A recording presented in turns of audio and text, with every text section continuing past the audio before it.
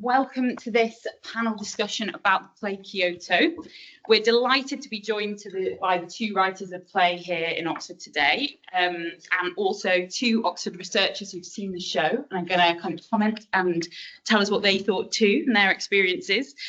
We're filming this today to be put on YouTube later. It will mostly pick up the panel. It might pick up some backs of head in the front row. If you've got any problem with that, just come and talk to me afterwards and we can make sure that you're not in any footage. But if you ask a question, it will be recorded. So just be aware of that.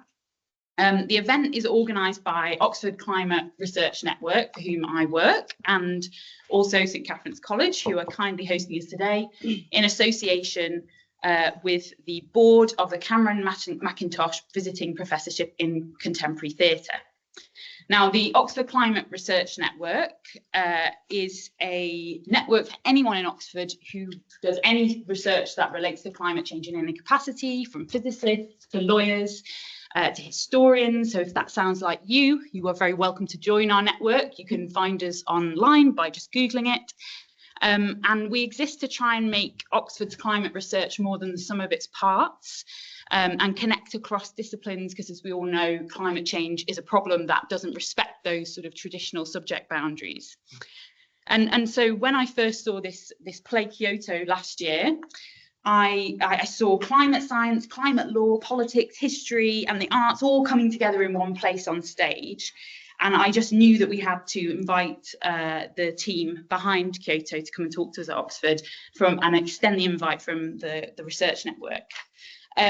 So to introduce our panel, we have Joe Murphy and Joe Robertson here. Joe Murphy and Joe Robertson, the two Joes. And they're both Oxford alumni, and so we're welcoming them back here today. They're the writers of Kyoto, created by their theatre company Good Chance in co-production with the Royal Shakespeare Company. The play premiered at the Swan Theatre in Stratford-upon-Avon in 2024, directed by Stephen Daldry and Justin Martin. Kyoto is now running at Soho Place in London, in the West End, until the 3rd of May. Is that right? So you've still got a chance to go see it. And their debut play was The Jungle, which came from their 7 months running a theatre called the Good Chance Dome in the Calais refugee camp. And The Jungle premiered at the Young Vic in 2017 before transferring to the West End, but also New York, San Francisco, Washington, DC.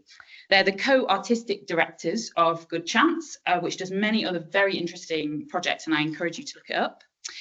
Then we have Lavanya Rajamani, who's a professor of international environmental law at Oxford and a Yamani Fellow in public international law at St Peter's College. And prior to this, she was a professor at the Centre for Policy Research in New Delhi, where she now holds a visiting professorship. And Lavanya's academic work is informed by extensive practice, including, very relevant to today, working as a negotiator for the Alliance of Small Island States, as a legal advisor to the UN Climate Secretariat, and as part of the UNFCCC's core drafting and advisory team at the 2015 Paris negotiations. And finally, we have Professor Kirsten Shepherd. And Kirsten is a professor of English and theatre in the Faculty of English and also here at CATS. She's a tutorial fellow.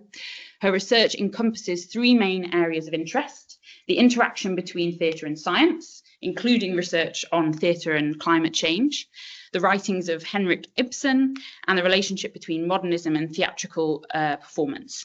And her books include Science on Stage, from Dr. Faustus to Copenhagen, Theatre and Evolution, from Ibsen to Beckett, the Cambridge Companion to Theatre and Science, and Modern Drama, a very short introduction. So that's our panel today. I forgot to introduce myself. I'm Roberta Wilkinson. I work for the Climate Research Network on policy engagement and engaging between researchers, and the other half of my time I run a theatre company and we write about climate change, which is why I've convened everybody here today. Fantastic. So without further ado, enough from me. You can hear from the panellists. So we're going to start with some 5 minutes of opening remarks from each of the panellists, and then we'll have a kind of wider discussion, and then there'll be a chance for the audience to ask questions. So I'm going to start with a collectively 10 minutes for Joe Murphy and Joe Robertson, And we'd love to hear from you, kind of an introduction to your play, the premise, the key characters for anyone who hasn't seen it, and then a bit about your origin story and how you met and started writing together and how you came to write Kyoto. Thank you.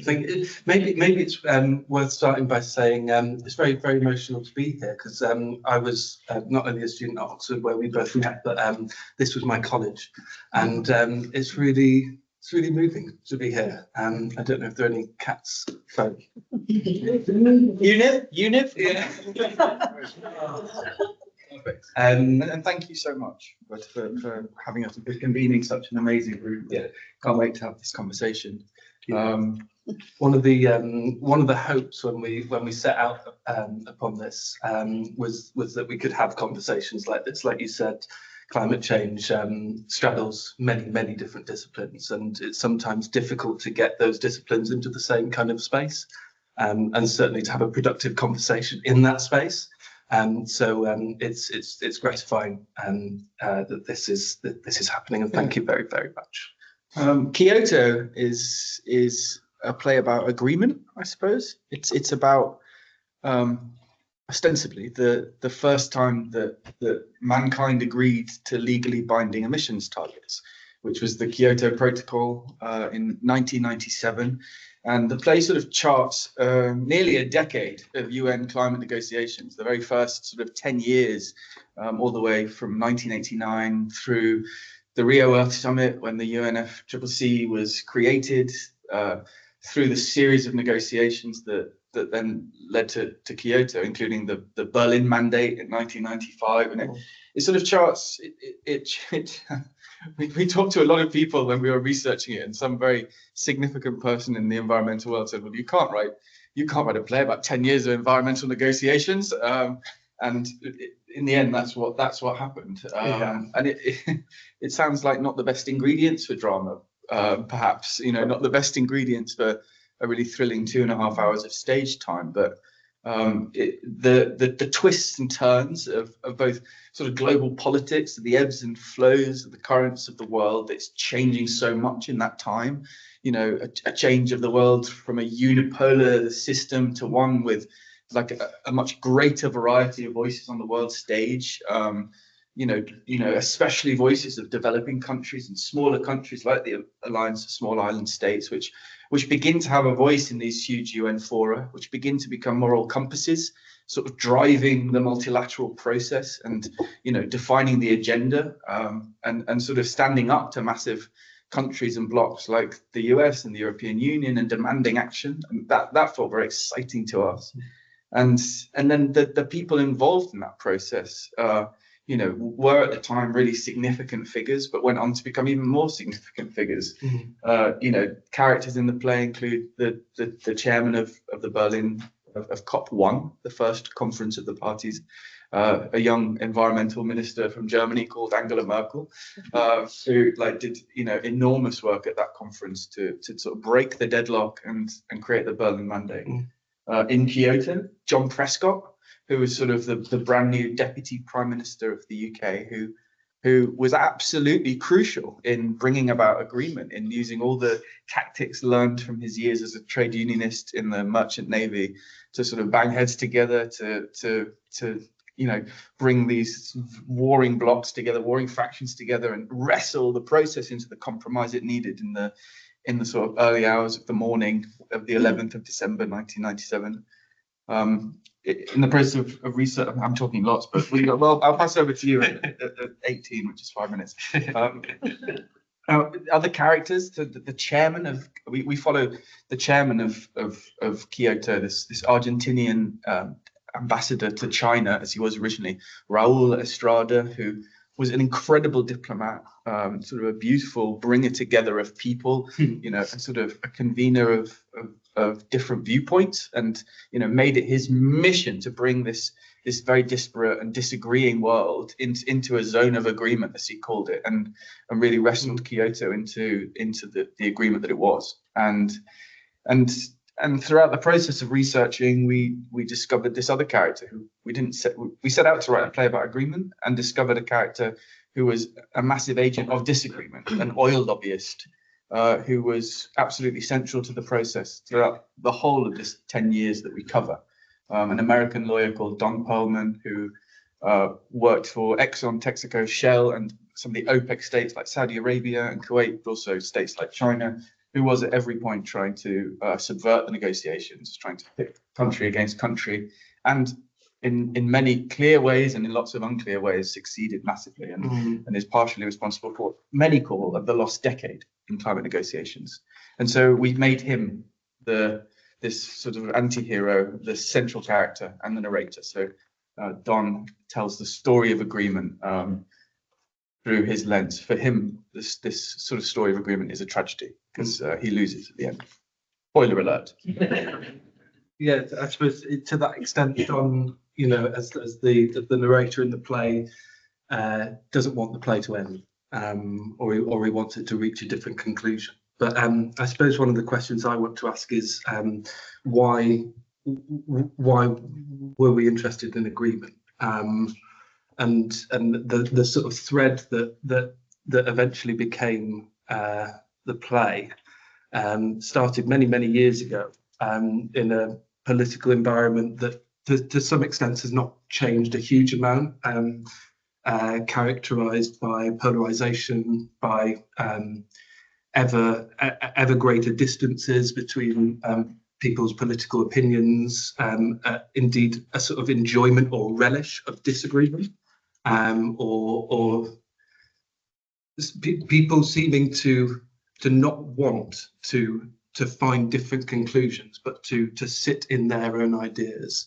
And it seemed to us, well, we were trying to find a way to write about that, because it's obviously quite an abstract subject to try and take hold of. But it seemed to us to illustrate one of the real problems that we have with climate change, which is the sort of the structures that exist beneath now the actual science. I mean, lots of this stuff, the play, I should say, passes through the time whereby you can sort of reasonably say, oh well, maybe there's not a connection between man-made emissions and climate change. And so our narrator really, he watches that moment happen, like we all have done as a society, and he doesn't change his behaviour towards it.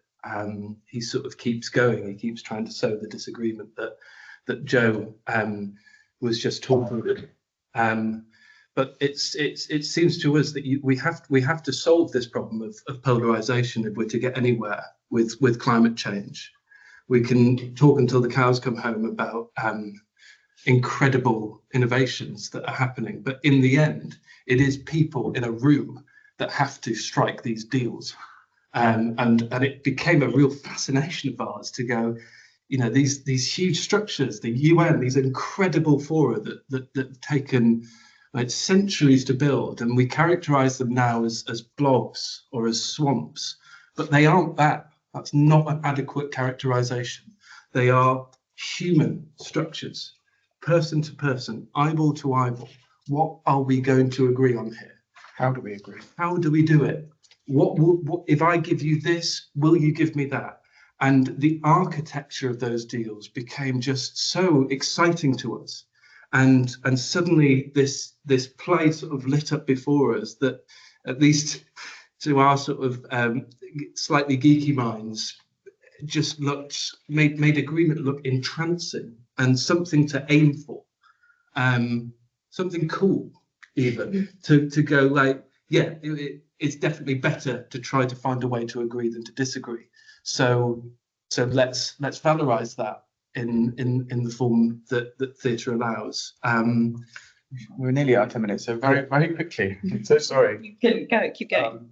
Joe and I studied. This is about us. Joe and I studied English. I was at UNIV. Joe was at CAT.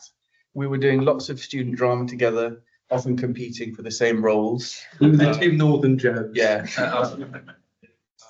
I'm from Hull. He's from Leeds, and then we were in the same play. We did The Taming of the Shrew on the Aud's Japan tour, and went to Tokyo and had the most amazing summer performing in Saitama and at the Met in Tokyo. Nina Gower. Yeah, met Nina Gower. and then sort of joined forces and wrote a play in our next term of my third year and your second year, and we did it at the BT, and that was like 14 years ago, and we've only ever written together since. So it's very moving to be back. Yeah.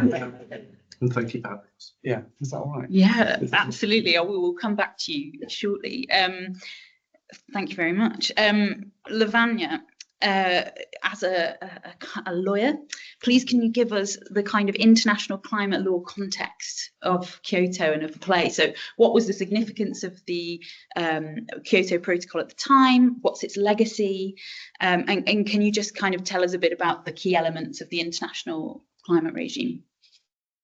Thank you, Roberta. Thank you also for inviting me to be part of this really exciting panel, an unusual panel for me. I'm usually surrounded by scientists and lawyers, so sort of be on a panel with artists is unusual for me. Playwrights and artists is very unusual for me.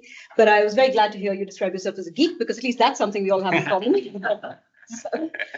So this is the geek patrol here. But if I may, so, the international climate change regime is one that is often characterized and criticized as being, running at a really glacial pace, in particular in relation to the narrow window of opportunity that we actually have to address climate change.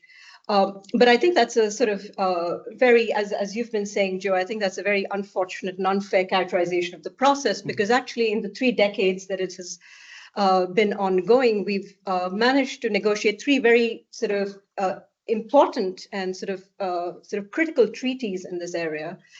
The 1992 UNFCCC, the UN Framework Convention on Climate Change. I have one of the original copies. The 1997 Kyoto Protocol. And this is even more unusual because it is now, unfortunately, a dying treaty, or soon to be dead treaty in that sense. So, and of course, the 2015 Paris Agreement. So each of these treaties represents a stage in the evolution of the international climate change regime. The 1992 Framework Convention on Climate Change has some of the core principles on the basis of which action will be taken, but it doesn't actually contain a formula for actually delivering climate, a climate safe world. And it is the 1997 Kyoto Protocol which actually did that. It was a step change, as you said, the other Joe. So it was a step change in the process. In relation to sort of moving from a principled framework to actually having binding targets. And Joe, you said, it's the first time that the world had binding greenhouse gas targets. And actually the significance of the Kyoto Protocol is that it might be the last time we have binding greenhouse gas targets. What we have now are not binding greenhouse gas targets insofar as there is an obligation in the Paris Agreement to submit contributions, but it's a procedural obligation. It is not an obligation to actually achieve those targets. And what we had in the Kyoto Protocol was an obligation to achieve sort of listed greenhouse gas emission reduction targets, which are actually listed at the annex to the Kyoto Protocol. So we're not going to see that again, unfortunately, and it's looking even less likely since January. It is for international lawyers, therefore, Kyoto Protocol is a sort of remarkable instrument. And even though it is dying or soon to die, it is an instrument that we actually absolutely love. It has binding, targets set to timetables. It has a compliance mechanism which is attached to it. And very unusually so for international environmental instruments, it actually has an enforcement branch and penalties for non-compliance. This is very unusual in international law terms, but it does mean that we are able to judge compliance with these targets. So the benchmarks for compliance assessment are very clear because it's an obligation of result. We don't meet your target, we know, we can at least judge it, and there are penalties for non-compliance. As a result, actually, the Kyoto Protocol, again, unusually so, is one of those treaties which the parties were 100% in compliance with, which is also something often that is missed. And even exceeded. Yes, exceeded in some respects. Of course, it is true that the US withdrew very soon after. So in many respects, the Kyoto Protocol was doomed sort of right from the start because, the Kyoto Protocol was negotiated at a time when Bill Clinton and Al Gore, of course, features as well, was in the picture. But shortly thereafter, Bush came into power and sort of withdrew support from the Kyoto Protocol. So the Kyoto Protocol actually took 8 years to enter into force as a result, because it was difficult to get sort of the rest of the countries on board, given the exit of the United States. But that's something we're getting used to in the international negotiations, so repeated exits from the negotiations.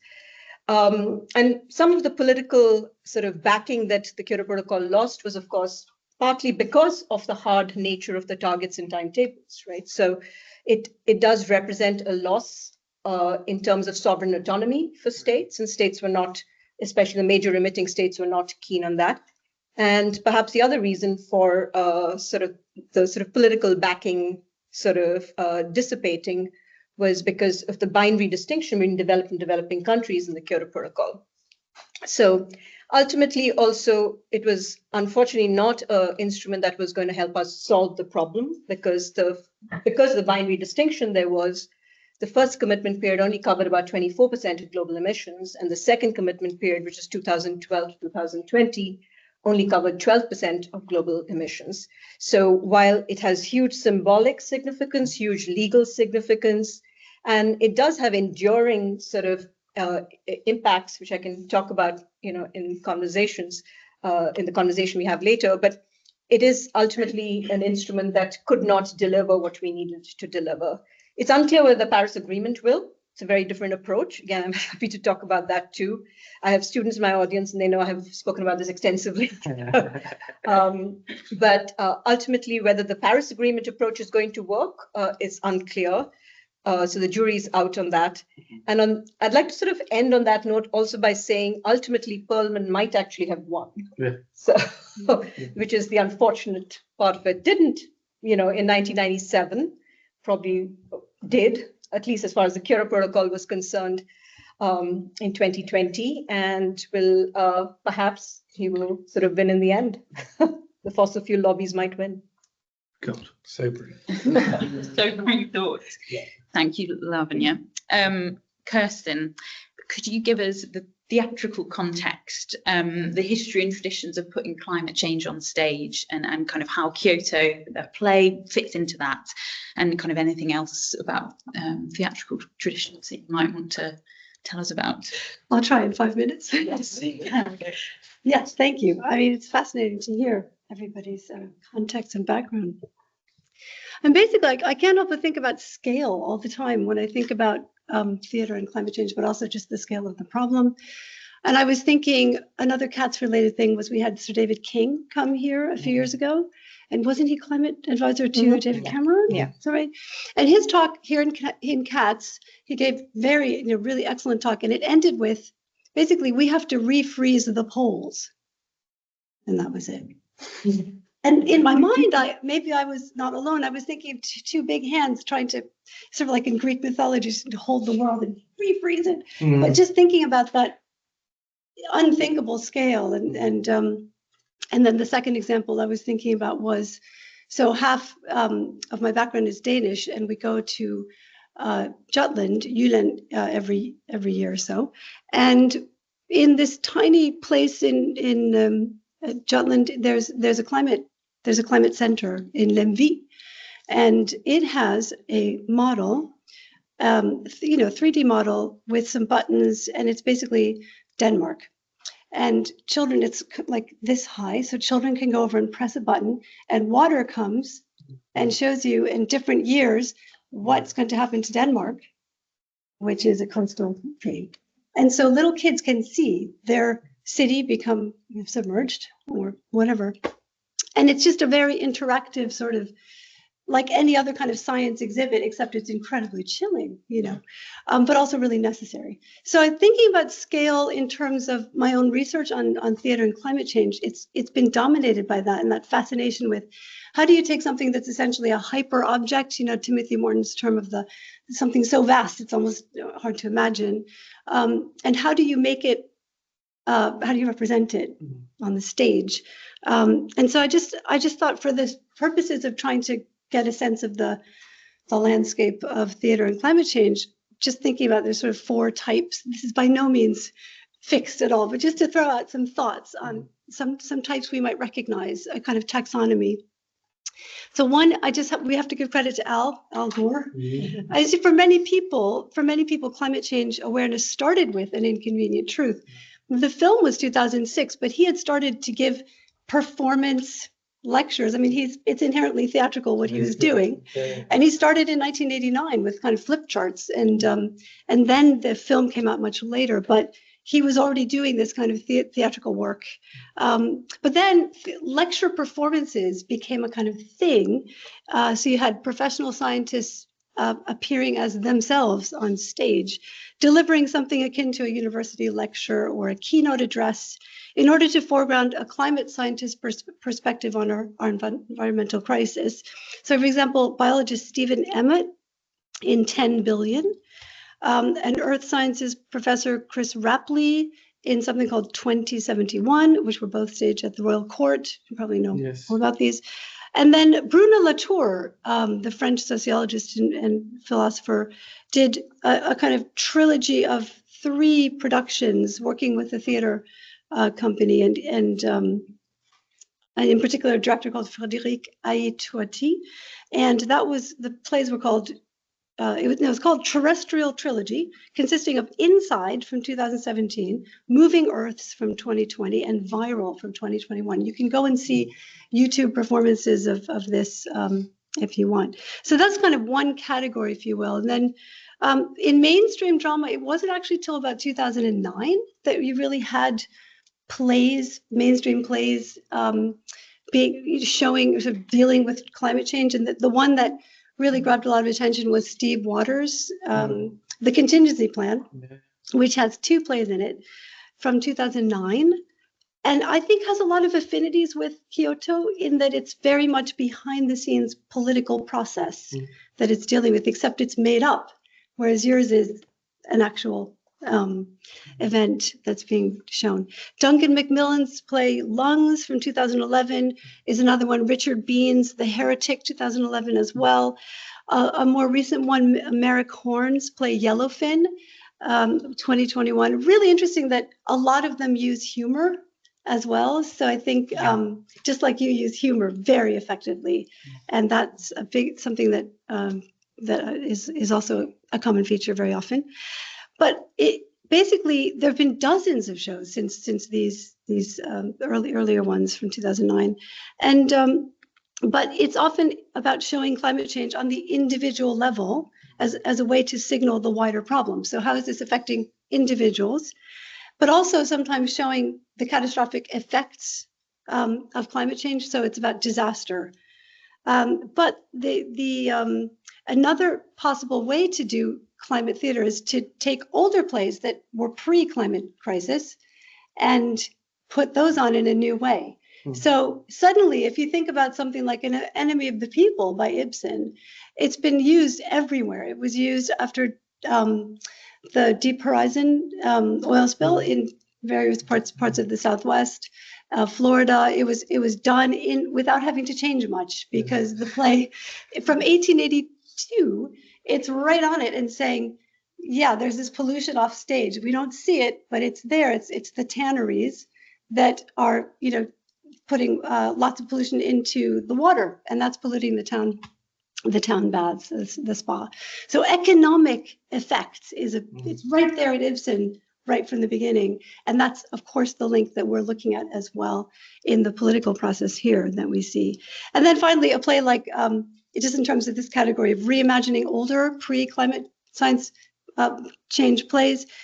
Suddenly a play like Happy Days by Beckett makes perfect sense.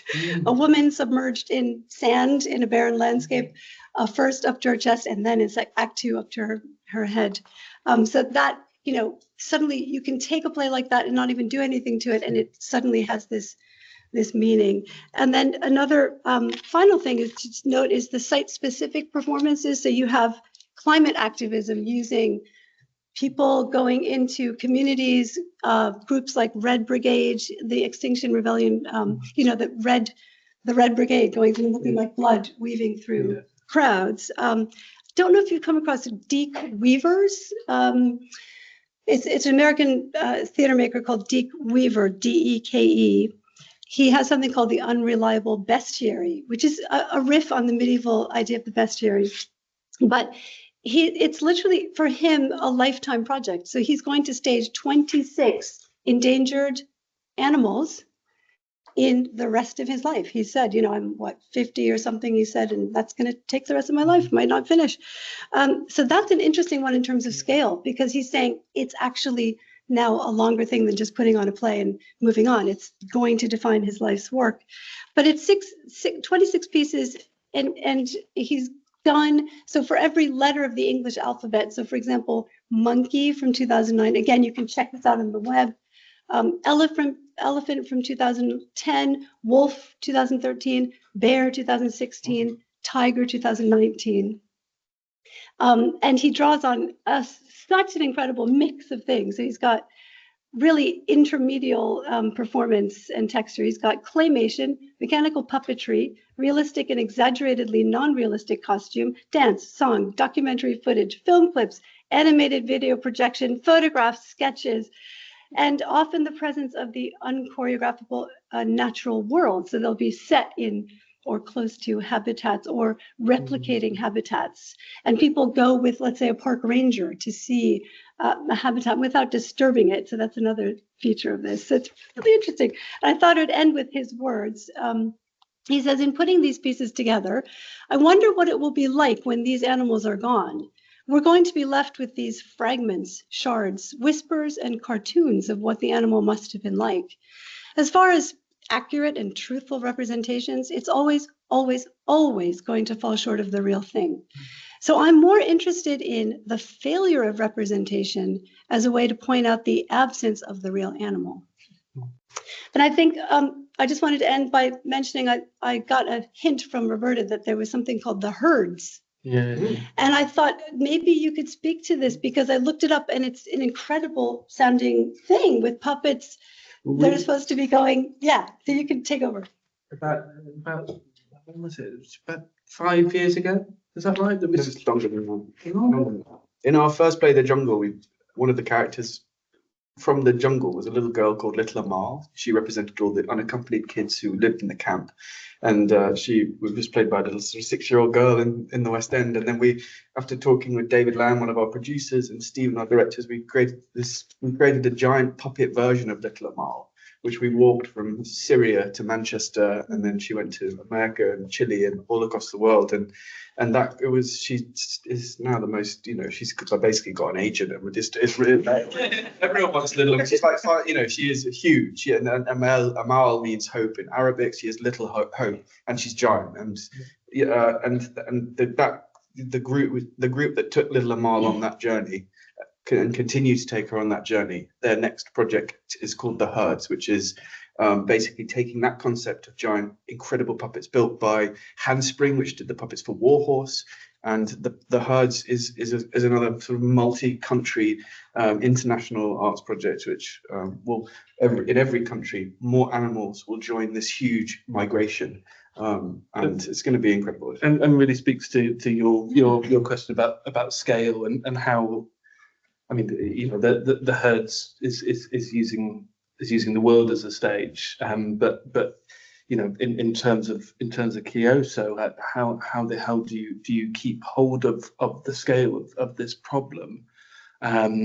Yes, you can individualize it and ask the audience to make an imaginative leap into picturing scale from sort of individual relationships. But is there some way that is both individuals but also sort of keeping hold of some sense at least of the scales, and that in a sense is what brought us into the UN, I think, as an idea and as a forum, something that is big and sort of has a grandiosity about it, and felt like an appropriate middle ground, I suppose. Yeah. But yeah, the Herds will be an amazing thing, and it will be starting in the next couple of weeks, if not already. But keep an eye out for it. And there's lots of Shakespeare that becomes climate informed. In the Rio Earth Summit, A Midsummer Night's Dream, being directed by Werner Herzog, his only play that he's ever directed, I think. Yeah. A lot of the language in there becomes so feels like it's about, of course it's not, but feels like it's about climate change. Absolutely. Yeah. No, it's absolutely so exciting. In fact, there's a whole book by Patrick Lonergan, Theatre Revivals for the Anthropocene. Oh, wow. So it's part of the Cambridge Elements series, and it's really interesting because it's all about that sense of how older plays that pass it around that were not written with anything like that in mind suddenly make perfect sense in this context, sadly. But they kind of get new meaning, and they can do a lot of work, partly because people might be familiar with them. The spring, the summer, childing, autumn, angry winter change their wanted liveries. The seasons alter, An amazing world by their increase now knows not which is which. This comes from your debate, from your dissension. Like it's amazing how. I think you have to do Shakespeare next. Fantastic. Thank you so much for all those contributions. Lots to pick up on. One thing on kind of keeping on the theme of theatre and its ability to kind of talk about climate change, something that you said, Joe Murphy, was that you were so interested in the UN because it wasn't an amorphous blob. It was in the end about people in a room. That's how you strike these deals. And it's people saying, if you give me this, will you give me that? And when you describe the UN like that and those negotiations, it sounds like you're describing to me how to write a good dramatic scene. Yes. That's what in my experience, what you want to get out of a scene as well, and that theatre is all about conflict and conflict resolution. And so, do you think theatre is really coming into its own in terms of being able to kind of show people that? I think it certainly could choose to. It could be, theatre could be a really, not just an important reflective art form. It could be a productive art form, productive in terms of generating different ideas, bringing different kinds of people into the same space. I think there's something, and I'd be really interested in your take on this, Kirsten, but there felt to us something that was tonally off-putting in lots of theatre about climate change that we'd seen. It felt like there was a sort of reveling in the completely legitimate a despair and apocalypse that is impending, all of which is true. It's happening, and these struggles, are emblems of that. But I think our concern was going, okay, that may or may not be the case, but we should not behave as if that is definitely going to happen. We should behave as if we can change it. And so wouldn't it be a good idea to create a piece of theatre that, for example, Katie Mitchell's work in this area, even Simon McBurney's work in this area, it's great work. It leaves you sometimes, again, completely legitimately, with a sense of me as an individual does not matter. If I behave this way or if I behave that way, it doesn't make a difference. The problem is too big. The scale is too big for me as an individual to affect. And that didn't sit well with us, because I don't think it's true in the end. It might be like a mad infinitesimal possibility, but I do think if we did change our behaviour collectively, that we could change what the future is. The ambition was to tell a hopeful story about climate change, bizarrely, which to actually make people to make people feel like they have agency and feel empowered to be able to do something. Because when we started researching, we emailed everyone we could find who was at Kyoto and who attended conferences before, who were a part of it, and because we knew nothing really. We didn't really even know what the Kyoto Protocol was. We heard about it on Reunion on Radio 4 and went, gosh, that's an amazing story. That sounds great. And then talked over a year, talked to dozens of, we just emailed, found them on LinkedIn and thought, are they going to reply? Everyone said, we would love to talk to you about this.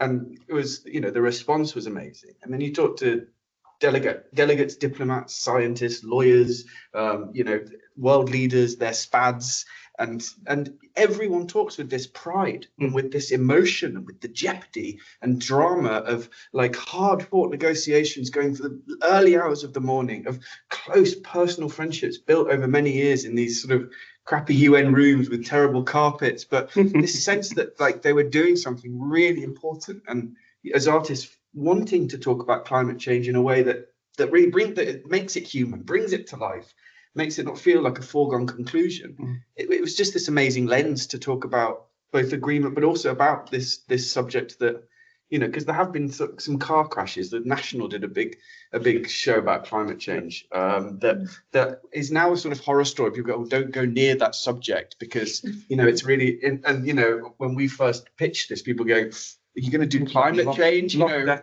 you sure? But, you know, so I think finding that lens and that route to talk about this in an exciting way, we wanted to bottle that drama and that emotion and put it on a stage, basically. Yeah. Fantastic. Definitely relate to a lot of that stuff about people's preconceptions about writing work about climate change. I want to sort of bring Lavanya in on this point about agreement and disagreement, and the excitement of those negotiation rooms and the conflict, and because I've kind of heard you speak elsewhere, Lavanya, about the kind of international climate regime and how aspects of the protocols, I think you've said, are sort of born of political disagreement, but that's actually what makes them kind of interesting and innovative, and people kind of finding ways round to agree. So I just wanted to kind of hear about, you know, what are the realities and what do those intense rooms kind of bring out, and what are the aspects of those protocols that kind of come out of that disagreement that kind of interesting. Thank you, Roberta. And, you know, I mean, I sort of really relate to this idea of telling a very hopeful story about climate change. And I'm glad that you're able to do that and find that sweet spot with theatre, because it's actually very hard to do that if you're teaching a course on international environment. Because what I guess the headline is usually the political dysfunction, and that's even more the case now.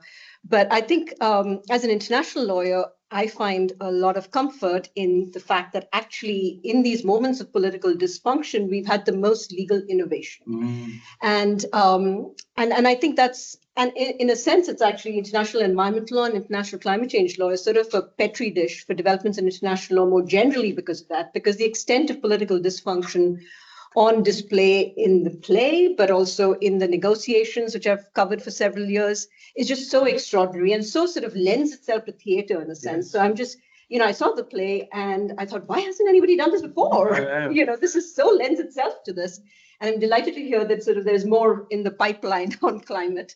But in terms of legal innovation, if you just step back and look at these negotiations, as I've foreshadowed in my sort of initial remarks, the instruments that are in the regime, both the Kyoto Protocol and Paris Agreement, are dramatically different instruments.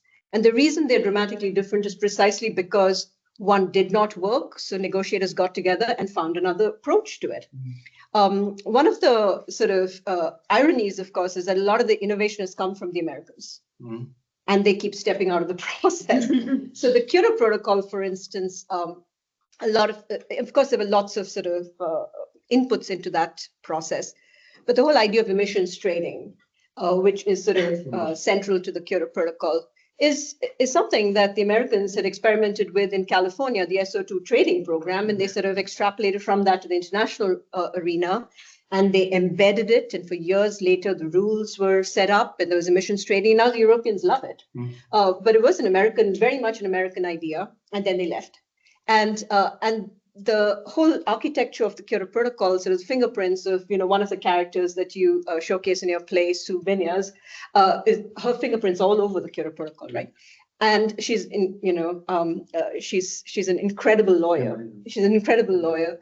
But the next time around with the Paris Agreement, it was clear the Kyoto Protocol had lost sort of political support, and they needed a different pathway. So we went from a top-down, caricatured, top-down sort of, targets and timetables backed by a compliance system, sort of architecture, to a very much hybrid, and if it's caricatured, bottom-up architecture where states choose their own contributions. There's no individual review of commitments. There's no obligation of results. States don't actually have to achieve what they say they're going to achieve.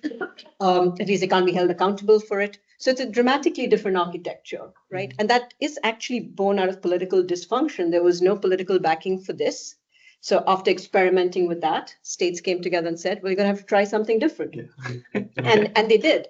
But the innovation is at the level of the architecture of the instruments, the design of these instruments. It's at the level of the kinds of language that's used.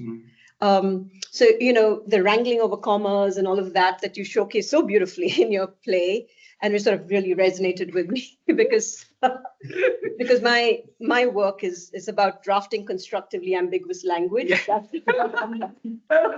That is my sweet spot. Yeah. And that is the sort of advice I offer, and that's the work I did with the Paris drafting team as well. So the language sort of part of it, the language creates sort of different levels of legal character in these provisions, and you don't see those in quite this way in other international treaties. You see them in this area just because to get everyone on board, you actually have to have language that allows every state to go away thinking, yeah, I think I got what I wanted, even though they're dramatically different sort of positions, right? So that results in legal provisions that actually have, that are very carefully calibrated and have very different sort of legal gravitas across the spectrum. So it has actually expanded the spectrum in terms of instruments, in terms of approaches, in terms of language, in terms of provisions, all of that because of the political dysfunction. So as an international lawyer, I actually find it incredibly exciting to be working in an area which has such political dysfunction at the heart of it. Gosh. Fascinating. Thank you so much.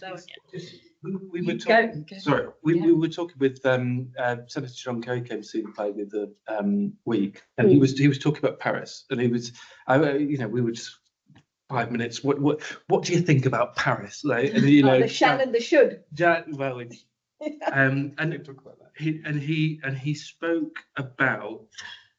He said, I feel really complicated about Paris, but obviously it was an incredible achievement. But it was the end point for our aim as to what to do. And it's always good, he said, to have something that you're aiming at that sort of feels like it's moving away from you, but you're constantly trying to catch it up. And there's something I found really interesting about that. And I wonder if,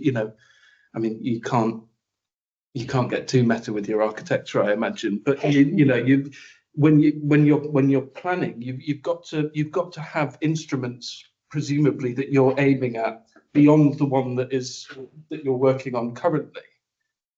Well, it depends on whether designing an instrument is the endpoint or saving the planet is the endpoint. Well, right? indeed. So for these negotiators, designing the instrument is the endpoint. Yeah. So actually what we need is implementation. We don't actually need another new instrument because we've tried every type of instrument there is. And in fact, what the Paris Agreement did was to sort of shift the onus from the international stage onto the national stage. So it is now about national action and implementation. It's about ramping up ambition at the national level. It's about having levers of change that actually catalyze that action at the national level. And so actually, I think a lot of the interesting developments are happening at the national level, also in terms of, court cases. Yeah. That are being brought by students, youth groups, and others, essentially trying to get states to ramp up the ambition of their actions. And then, of course, it gets docked into the international system, and we have an overview of the international system. But the nature of the sort of Paris Agreement is quite different in that sense from the Kyoto Protocol. So I can imagine actually for John Kerry and others who are sort of running on adrenaline from these negotiations, they want that next hit. Yeah. But what we need is not that next hit. We need action. Fantastic. I want to pick up on something that Lavanya said earlier on maybe Don Perlman has won. I want to hear what you kind of think about that. And I wonder if perhaps Joe Robertson, you could tell us a bit more about Don Perlman for people who haven't seen the show, about the Seven Sisters as well. And then I kind of want to pose the question to you. So watching the play, he has a very specific idea of America, and would he think he would have had one, or is what we've got now almost even so different than what he was expecting? Perhaps that question will make a bit more sense once you talked a little bit more about him as a character and what his values are and things like that. Well, during the research process, we set out to write the story of agreement, and in that process kept reading about this. Often in footnotes of PhDs or there was a law, there was a UN, an unofficial UN rule in the rules of procedure called the Don Perlman rule, and books would say this was named after who, and so it was dramatic antennae sort of go up at that point. You go, who is this person? But then you look online and go, you can't really find much information about it. So the dramatic antennae then goes up again. But of course, we talked to all these diplomats, and of course they're also bloody diplomatic. So they're going, oh yes, I remember him. And anyway, the more we learn, the more we understand that he is an oil lobbyist, formerly an undersecretary in the Reagan administration in the Department of Energy. He is a sort of an old school sort of Reaganite Republican, and was a sort of clinical genius in strategy, in negotiating tactics, a brilliant legal mind, ruthlessly effective at sort of sowing disagreement, at questioning language, understand. I mean, he was present in every single second of the negotiations from start to finish. In all by all reports, he's there, with the Saudi delegate, telling them what to do, telling them what to say, how to frame the debate with the Kuwaitis, with China, and we were able, through lots of investigative means to find his son in Washington, and we talked to him on Zoom, and the first thing his son said to us, on Zoom. And we built him up as this sort of monster in our heads, and his son said, "I've been waiting for this call my whole life." And so then we had an hour talking to him about the man, Don the man, and the cognitive dissonance of what he did, and his humanity, and that he was a loved and loving father and grandfather and uncle, and that was a very equally dramatic interest to us, and this human being, how did why did he do what he was doing? There was something in him that spoke to all of us, our awareness of the science, but our continual, in many ways, behavior in the face of that science that spoke to the modern age and who we are today. And also for a play about agreement and about what it takes to take a step towards one another, even if the thing you're taking a step towards is something that you hate or that you disagree with so profoundly. But there is a necessity in that, otherwise nothing moves forward. Look at America. Look at a lot of our political discourse today. There was something important in Don that felt like, okay, can we take a step towards this? Yeah. And what he stood for, and we tried to understand. We tried to go, okay, why did you do what you do? And a lot of that does stem, I think, from his belief in American freedom. His family fled the pogroms in Lithuania. Yeah. They were very poor, but he went to Stanford, then to Yale, then to Harvard, then got into the White House. Like, for him, America gave him everything he was and everything he believed in. It's an archetypal American dream story in many ways. An immigrant family who built his way up, and there was certainly, I think that may have coloured his idea of what America was. It's interesting that Brad, his son, told us very, very vehemently, my father would have hated what's happening now. He would have been on a MAGA. He would have hated MAGA. He would have hated Trump. And who's to say? And obviously, that's he died in 2005. Yes, yeah. That's Brad's opinion. But there is part of me that does go with that to some extent. I think Don had a conception of America that was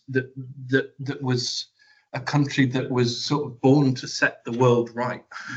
Like the rights and wrongs of that aside, and the truths or not of that aside. Like that's what he believed its role was, to go out as a moral force, and to spread this sense of American freedom and American hope and individual liberty, which I think he saw as antithetical to the kind of global, sort of almost non-domestic, legally binding agreements that would limit the ability of an American citizen to buy a car or to start the business that he wants. So I think that was for him his philosophical. Whether he's won or not, I mean, he should behave as if he hasn't. Yeah, but it's really interesting to hear that it's just really interesting to hear that that's what his son said about what he'd think about now, because I really got a strong sense from the play that he wouldn't like America today, but I don't know. Yeah, we can never know how they wouldn't. they wouldn't. Interesting. Yeah.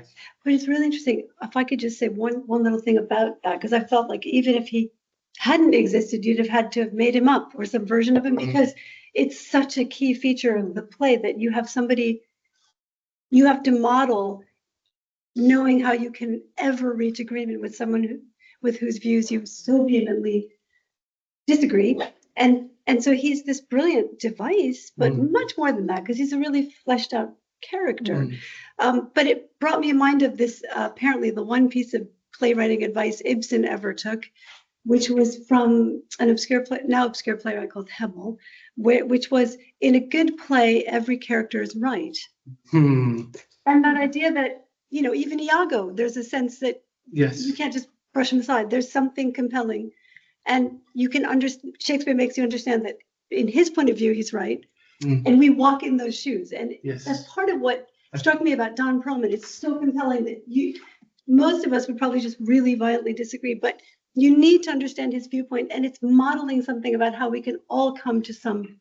I think it's really, really important, and I think for whatever reason, and we can speculate, you know, forever on why this should be the case, but it feels that muscle of putting ourselves into somebody extremely different point of view is an under-exercised one at the moment socially, and I think that's to our great disadvantage. It's a really important muscle. It's actually much more important to put yourself in the shoes of somebody very different than somebody very similar, and drama, that is drama. I mean, I'll leave that to Stephen Kunken, speaks beautifully on this. He's somebody who in his career he plays Don Perlman, and he plays great comic characters often, and he also plays great villains very often as well. And he the way he speaks about it, he says no villain believes themselves to be a villain.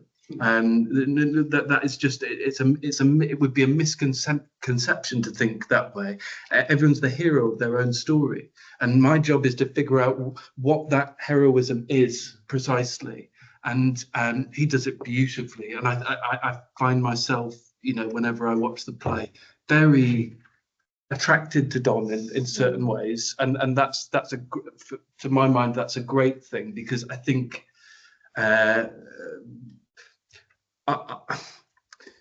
it's a big challenge, as you well know. But I think we sometimes underestimate the subtlety and the ingenuity of many of these legal minds, and I think it's useful to see on stage at least a tiny fraction of their abilities, and not to underestimate they're often genius actually in their own aims. Yeah, and I think Don came across as a very sympathetic character in the play, and one you could actually sort of relate to at some level. The humane side of him, sort of, that is coming out in your conversation, also came out very much in the play. But in the process itself, I think there were those who actually thought he just did a very good job of what he was doing, which was a fossil fuel lobbyist. Yeah. So he did a really good job of it. So we don't even need to see the humane side of it. It's just his job. He did an incredibly good job of it. There were sort of interesting sort of repercussions, as you were talking about Don Perlman rule, because you know, he used to sort of pass notes to the Saudi Arabian delegate in the negotiations, and the Saudi Arabian delegate would then take the floor and sort of intervene, ostensibly on behalf of a sovereign state, but it was Don Perlman speaking to him. But it's interesting because those rules have actually now become obsolete with everyone having mobile phones. So the fact that you can't pass notes to people doesn't really matter. The Don Perlman who came from the Kuwaiti delegate was actually asleep at his desk like this. And Don came up and tapped himself in the shoulder and said, "Read that." And the Kuwaiti delegate stood up and then couldn't really read it because he just woken up. And at that point, the other national delegate, I think it was Britain actually, went, "Okay, we're complete. This is ridiculous. Like, we've got to stop." And then Strada changed the chairman at the chair at that time. Strada changed the rules to allow no NGOs on the conference floor. And Greenpeace were furious because this, you know, he had sort of been the catalyst for yeah, and then everyone got a Nokia, and then it all and everyone got on social media. So now it's Yes. even in these sort of highly charged negotiations with just a few people, you see people sort of posting on social media right next to you. So things have changed. And also just we talked to people like Farhana Yamin, who is, you know, central to AOSIS in the very early years and is an amazing environmental lawyer, and lots of other people. And Farhana particularly said what we realize now is that in that time we were playing a sort of we were playing with loaded dice, and we didn't realize it. We didn't know what they knew. Now we do. We didn't know that they were years ahead of us on the science. They were years ahead of us on the consequences of what was happening. You know, in some cases leading back decades. And now it's coming out what they knew. And that felt. And she said, and that's the injustice that we were playing with a loaded dice. And that if they'd have known what we know now, they would have done things differently. And that felt like an important thing to represent. The sort of and Don, there were many others like Don. You know, many more. But we chose Don as that device. And just one more question to Lavanya, and then I'm going to open it up for the floor. So think of your questions. Yeah, I just on the back of that, I just wanted to get a sense from you of how much has changed in terms of, you know, in the play we see the strength of the fossil fuel lobby. Is it still like that today in the same way, or is it a bit better? Is it different? You know, you talked about the technology being different, but yeah. Now they're running it. So I mean, I don't think it's as focused in one person as it was back then, just because the nature of how sort of negotiations work, how sort of the networking, all of that has changed quite dramatically. But I think, I mean, obviously it's not just these negotiations, also negotiations in plastics and other negotiations where the fossil fuel lobby plays a very significant role. And they can do it at multiple levels, right? It's not just about getting sort of providing sort of textual amendments to delegates to get them through the flow. They can do it at the level of just messaging around you every day when you go into the negotiating hall. So the images that you see. So in the plastics negotiations, for instance, there sort of images of all the good that plastic does, you know, and that's sort of bombarded, you know, sort of delegates are bombarded with that. And in climate change as well, there are multiple ways in which I think the fossil fuel lobby works, and subliminally, sort of, you know, very in obvious ways, networking. So, I mean, it obviously has an influence, but we don't even need the lobbies to work. We have governments doing the job. So the lobbies are sort of one step removed in that sense. I think it's interesting to talk about, you know, small island states and the, you know, the point that you were making, Joe, about sort of the role that, you know, many of these smaller groups of parties have that are highly vulnerable, but they actually don't have the same sort of negotiating power at these talks. And it's also interesting the characters that you're sort of referring to, because we were all, I mean, Farhana and I and Jake and a couple of others were part of this group called the Foundation for International Environmental Law and Development. This is, I was sort of a graduate student sort of helping them out. But they actually, or rather we helped the small island states actually sort of punch well above their weight, because they actually had environmental lawyers, because these are sort of Tuvalu has 12,000 people. Yeah. The chance that they'll have international climate change experts, you know, climate change lawyers is sort of fairly limited, but they sort of drafted us in, and we were actually being supported, you know, by grants and various other things, but we helped them sort of draft text, negotiate, but there are limits to how far you can go with that. But yeah, I mean, ultimately it's a consensus-based decision-making process. So in theory, at least every single sort of state has you know, sort of has a veto power there. A little bit because of Don and the fossil fuel lobby in Berlin, right? The rules of procedure. They Rule 22. Because of that, there's no voting rules in the COPs. Yeah, there's a lot to. He has a lot to sort of answer for there, because every decision is taken by consensus, which means every sort of process takes twice as long. Every COP goes over at least 36 to 48 hours, you know, past the scheduled end, as it did in Kyoto as well. Yeah.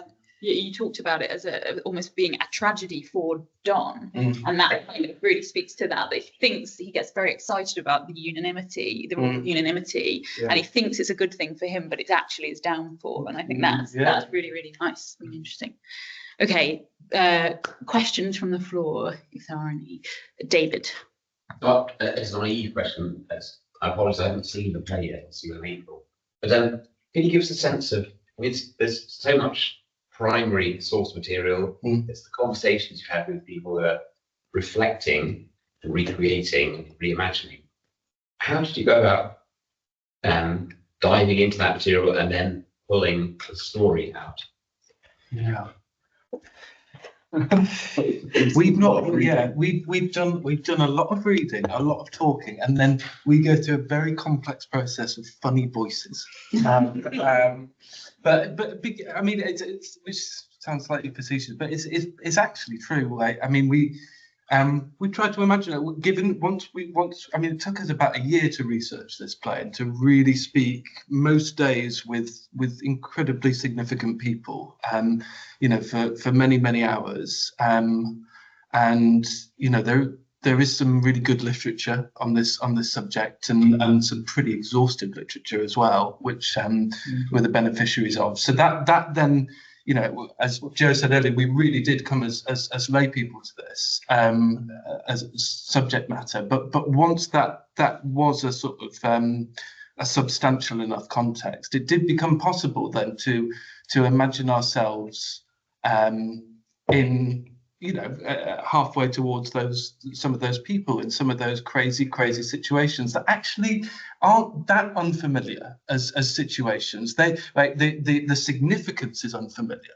but the actual situations themselves and the processes that you're going through are pretty often quite ordinary negotiation processes.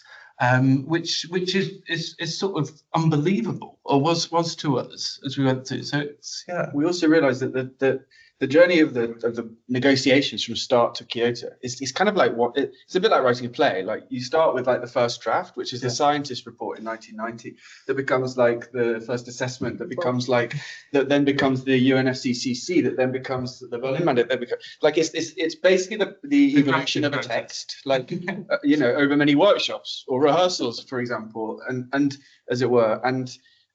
So you had this text that grew and grew and grew, and then you also have Don, and you go, okay, if it is a hero's journey from Don's perspective, how do you frame the evolution of that text through his hero's journey? So, God, Berlin is like that's a sort of really good middle point moment where actually, you know, it's kind of a false defeat for him, and he's got to escalate his own, and then he helps to bring about the Byrd-Hagel resolution in the Senate that, you know, he destroys the life of this young scientist, and it all gets so we then tried to shape the story of the text through a sort of hero's journey for him, and he decides to embark on this sort of, I'm going to try and save America or whatever.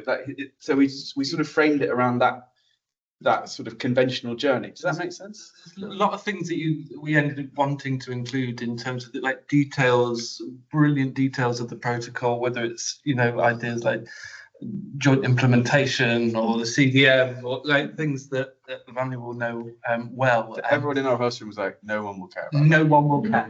Like, we care. You're doing enough already by, you know, mentioning the word Kyoto. So it's but yeah, so some babies had to be. It was 17 hours long. Yeah. And then we realized. At the back. Thank you so much. I just have two short questions. First is, I suppose people.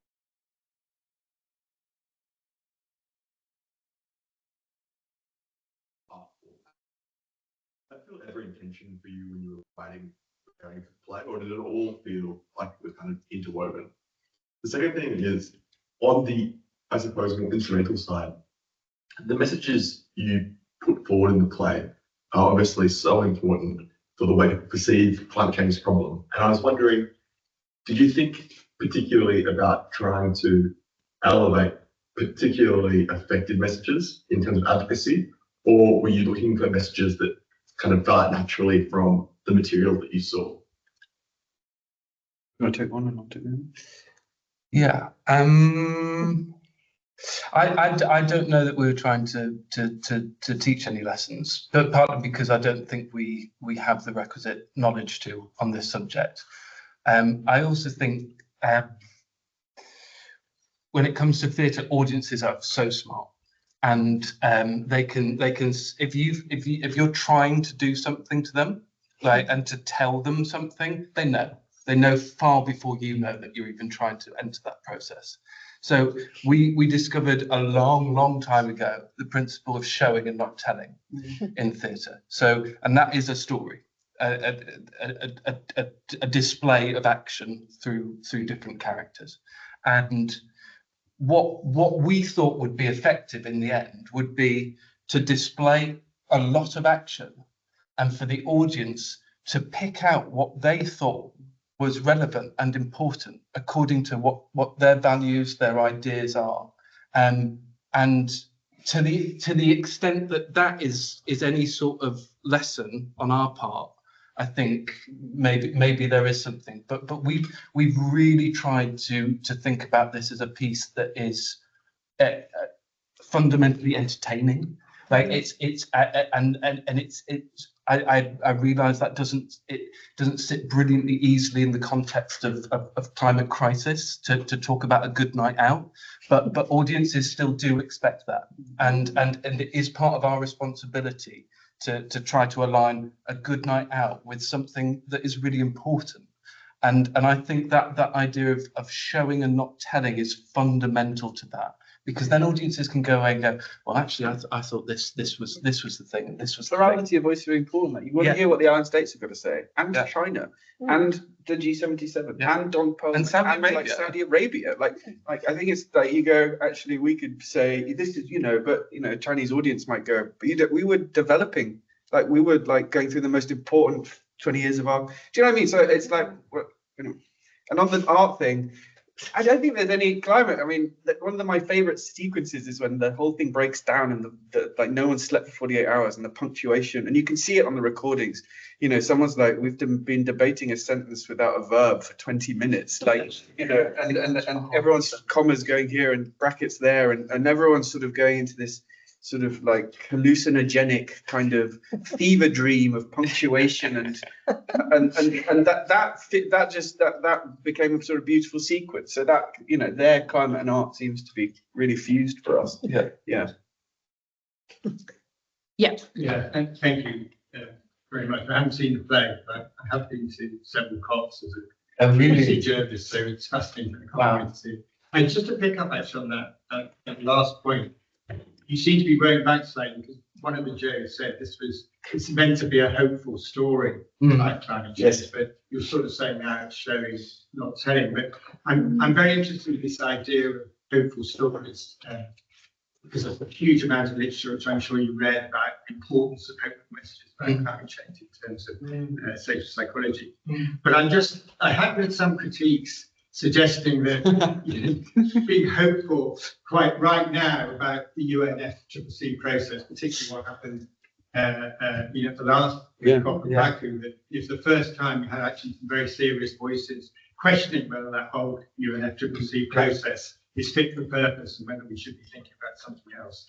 It just seemed to me sort of slightly disjunctural with what's actually happening at COP, and I'm sure that very, very well informed about this. But it's, there isn't a lot of around that whole process at the moment, and it seems a critical moment in that whole process. So to talk about a sort of hopeful story, it just seems out of phase. You could have an hopeful story about renewables or about the Extinction Rebellion and the youth movement, but about the COPs right now just seems slightly odd.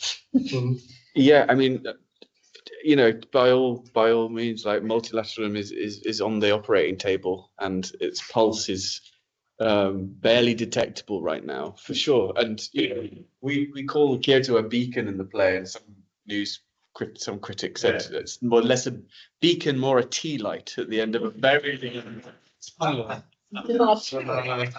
good. But actually, I mean, and but it's not just Baku, but desertification last year and the biodiversity COP16 and went terribly. But we were outside the theatre the other day, and a group wanted a picture by the sign, and we took it, and they said, we got talking. They turned out to be current negotiators at the biodiversity COP that was revived last week in Rome and was a success, and which many people are saying is absolute evidence that multilateralism does not have to be dead. And actually, if we continue to rehearse, I know it's naive to say it's a hopeful story about climate change, a hopeful story about multilateralism, especially now. And we opened before the inauguration, so imagine the days, in that theatre when when what has happened seems to happen every day has happened. But I don't know, when we talk to people who were there, who are there in those processes, they go, it doesn't have to be that way. Like it doesn't. Like, and these fora are what we've got. The developing world, the voices of AOSIS, their voices in this process have taken so long to fight for. What else is there? We have to believe it's possible. You rehearse the show that you put on, and at the moment we're rehearsing multilateralism is dead. This is the code. This is and I'm completely with you. Right, there are so many arguments that point to that being exactly the case. But if we keep saying that, it will definitely, unavoidably become the case. One of the things that I took from Baku, which is obviously, it didn't go the way that we wanted it to go, was weirdly, I got a sort of call back, and obviously we're in Kyoto world at the moment, but it reminded me of the importance of leadership.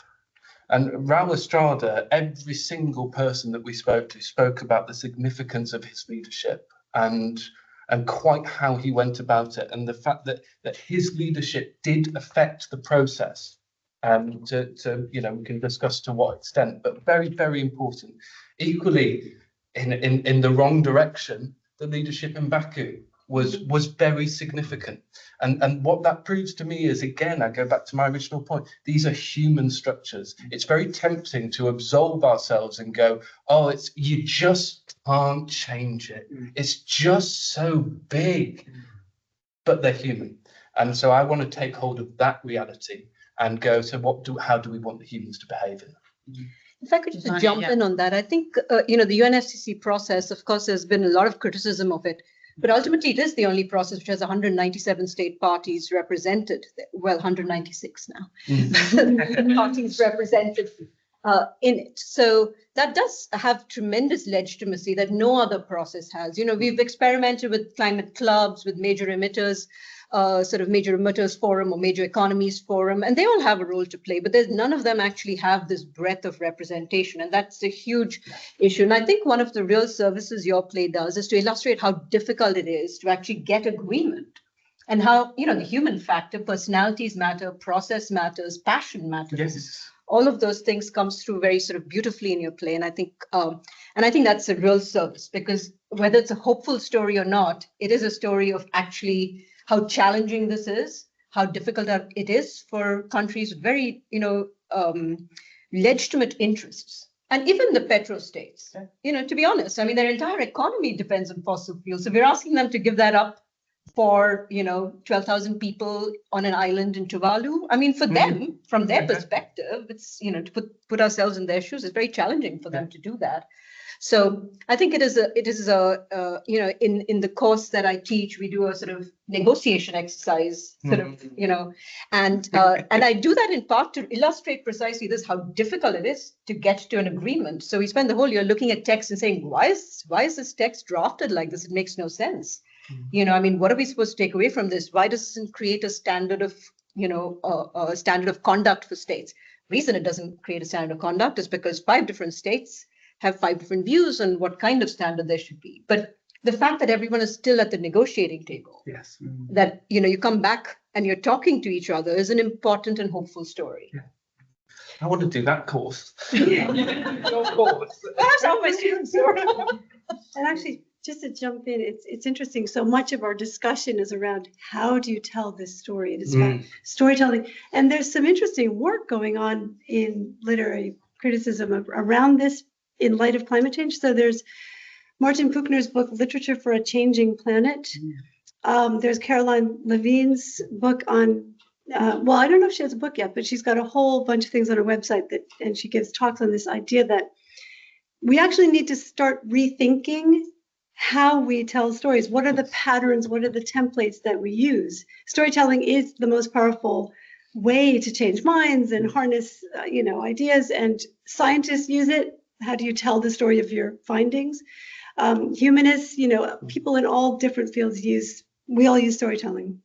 And so it's fascinating to me, this idea, and I wondered if this came across your kind of on your horizon at all, the idea that how do we almost rewire ourselves in the way, because if we keep telling the same stories, let's say you have the same idea of a hero and a sort of arc of character development and a focus on the individual plight and all these things that we sort of take for granted in our storytelling, well, then maybe we're not able to break out of these molds that we find ourselves, like you discussed, we just can't think differently. Lovely. So interesting. I mean, one of the really exciting things has been to talk partly with lawyers, but mostly actually with scientists and going. We had an amazing series of conversations with Dr. Ben Santa, who is one of the scientists who's really instrumental in proving this connection between man-made carbon emissions and climate change.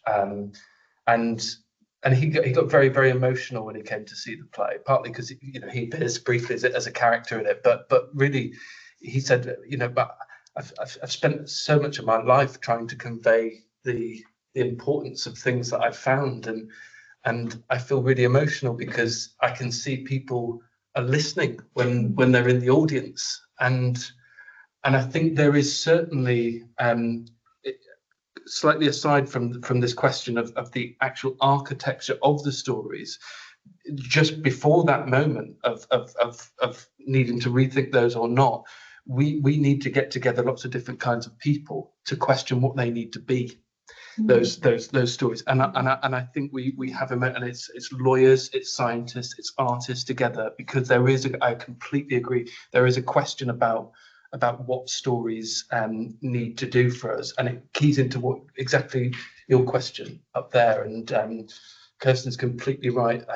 Storytelling is what we've got when it comes to consensus building. People would say to us, people don't want a history lesson, and you sort of go, but look at the rest is history. Look at all the podcasts that people listen to. Look at the massive explosion in all this content that's millions of people are listening to on it. There is an appetite for things that, and of course you don't want, the theatre is something different than that, but I think if you can create that, I don't know, the theatre can be a space that ignites these things in a really exciting way, and I don't know. I was thinking about this as well, because I was thinking this idea of it depicting real life events in people. I mean, I made a list of the things I've come across just recently. I mean, things like Stuff Happens, Color of Justice, Oppenheimer, and that was a play. I'm not talking about even the movie, this play Oppenheimer. Yes. Lehman Brothers, Enron, Pravda, going back a bit further, but it just goes on and on. There's so many plays that are about events in history about which we think we know. Yes. But we get a different, a different perspective, or. Yeah, and I think we might also want to escape the present. Yeah, well, yes, quite. The 90s were freaking glorious as one of our characters. I saw the play the day after Trump met Zelensky. Oh, wow. I actually did find it extremely hopeful to see the negotiation come up. And it was the matinee performance, and the reaction. I can't remember which bit it was in the play now. There's amazing reaction. Oh, I'm afraid it was the bit about America that solves things. Yeah. And the audience just went. It's our actors talk about these moments, particularly in relation to America and statements within the play about it, and go. It literally changes day to day depending on the news at the moment. And that makes it does spark enormous thought, but it does give hope, because what you're showing is that it can be got round. You just have to keep banging your head against it. You keep your head down for the next 4 years. Yeah. There's always a bias towards the present, in as much as you think it is the most difficult or the most brilliant or the most amazing moment of time that has ever been. But there are precedents, as distant as they feel at times, for what happens. And so I think, looking to them to get our bearings at the moment is a good idea. On that note, I'm going to encourage people. There are sort of drinks in the next room over. I know that some people have to go, including one of our panelists has to run out. So I'm going to bring it to close there. Please, we'll be around for a bit, I think, in the other room. So please save your questions, come and ask them afterwards. And let's thank the panelists.